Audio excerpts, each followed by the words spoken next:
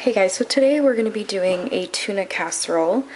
So we're going to start off, for this recipe it asks for cream of mushroom, but I don't have cream of mushroom, so I made the cream of broccoli, and I just have all my extra in here, because it's 4 servings and I really only need like 1.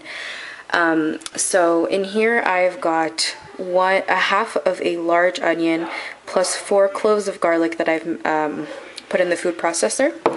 I have 1 cup of chopped carrots, 2 284 milliliter cans of mushrooms.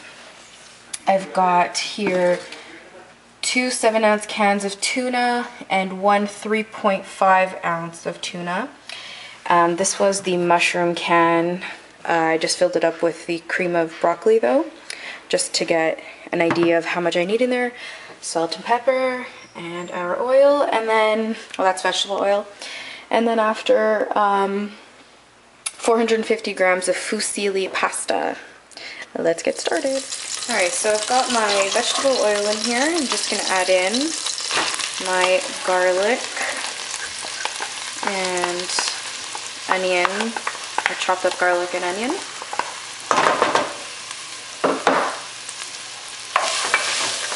I'm just going to quickly stir fry these up a little bit just so they get a little bit soft and translucent. Okay, so now I'm going to add in my chopped carrots just so that they cook up. Just want to let them cook up a little bit, because when we put everything in the oven, it's not going to be for very long, so you still want your carrots to be tender. Alright, so these have cooked up for a little bit. I'm now going to add in the cream of broccoli soup, because we need a little bit of liquid before everything in the pan starts to burn.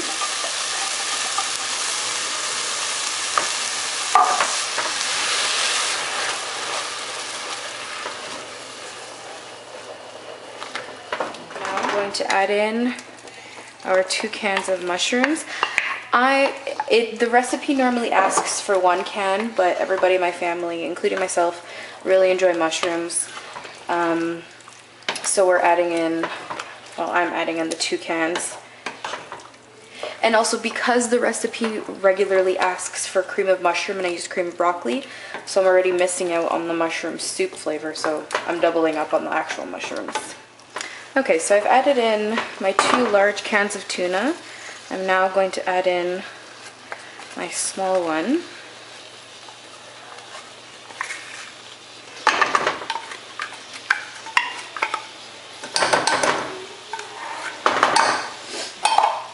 And we're going to cook this through. We're going to let it cook for a little bit and just keep an eye on it and see if it needs any extra liquid, if it starts to get too dry.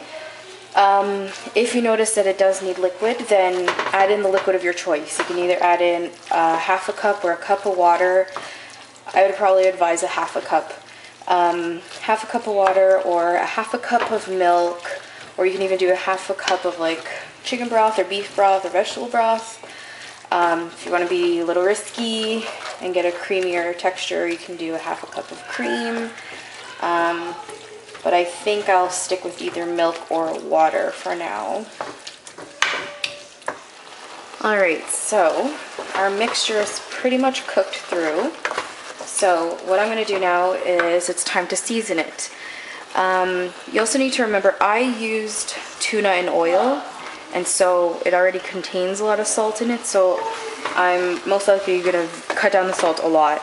So I'm going to be adding in a little bit of dill if it wants to come out. There we go. Some dried dill.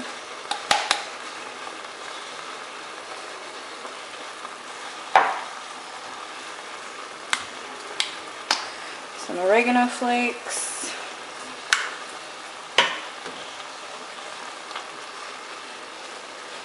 Some black pepper. And a tiny bit of salt.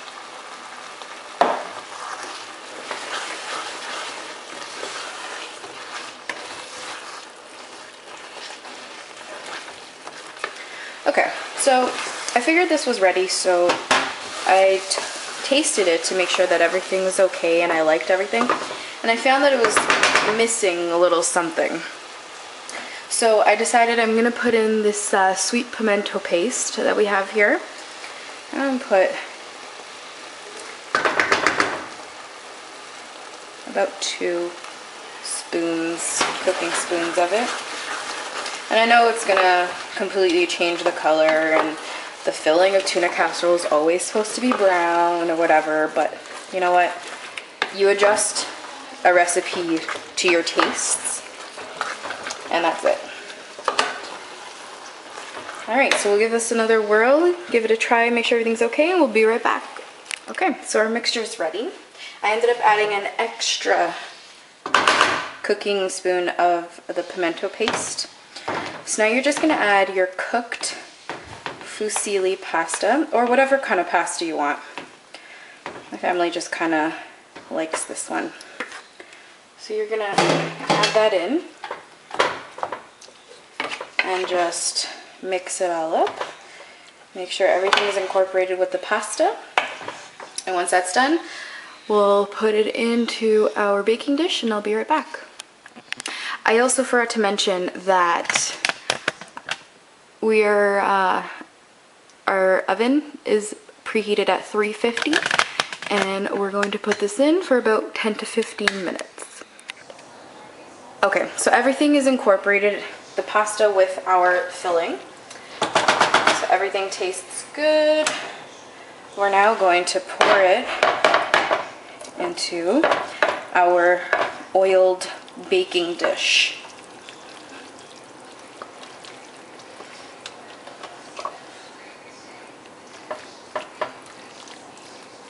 Don't ask me how big this don't ask me how big this baking dish is, because I have no idea.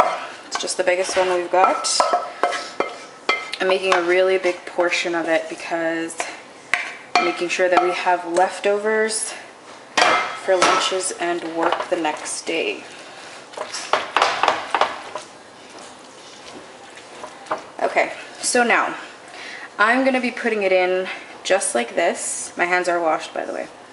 I'm going to be putting it in the oven just like this. It's now up to you whether you want to top it with cheese. A couple of people top it with breadcrumbs. I think this has all of the carbs it needs as is. It's a really hearty dish. It's not the healthiest dish, but it's a hearty dish. So this is going to go in the oven at 350 for about 10 to 15 minutes, and I will show you guys the end result. See you in a little bit. See? Dishes are all washed as we wait. Might as well do them.